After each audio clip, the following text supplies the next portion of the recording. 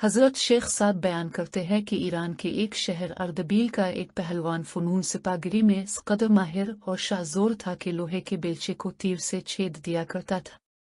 इस पहलवान के मुकाबले में आने की जुर्रत किसी को न थी।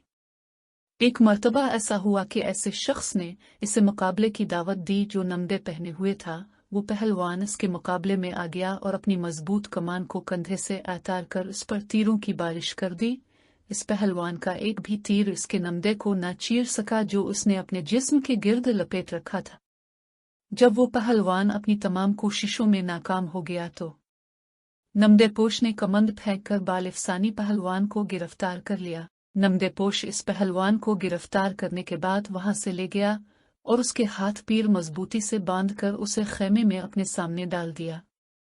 वो पहलवान अपनी इस शिकस्त और शर्मिंदगी पर सारी रात रोता रहा। सुबह हुई तो एक गुलाम खेमे में आया और इसे देखकर बोला कि तुम तो वही नामी ग्रामी पहलवान हो ना जो तीर मारकर लोहे के बेलचे को छेद देता था।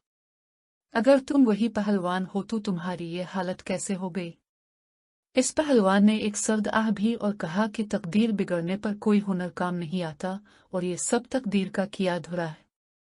जब मेरा सितारा उरूज पर था तो मेरा कोई वार खाली न जाता था और अब जब तकदीर ने साथ नहीं दिया तो मैं यहाँ कैद हूँ। हज़रत शेख साद इस हकायात में बयान करते हैं कि इंसान की किसी शय में महारत इसकी होशियारी और अक्लमंदी की दलील नहीं बल्कि ये तकदीर का लिखा है।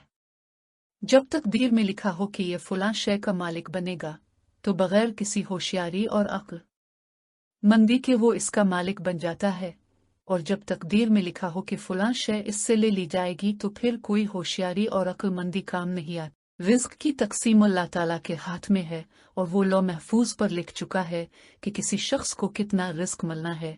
बस अगर कोई अमीर है तो वो इसको अपनी होशियारी न जाने और अगर कोई गरीब है तो वो ये गम न करे कि शायद इसमें वो होशियारी नहीं जो एक अमीर शख्स में है।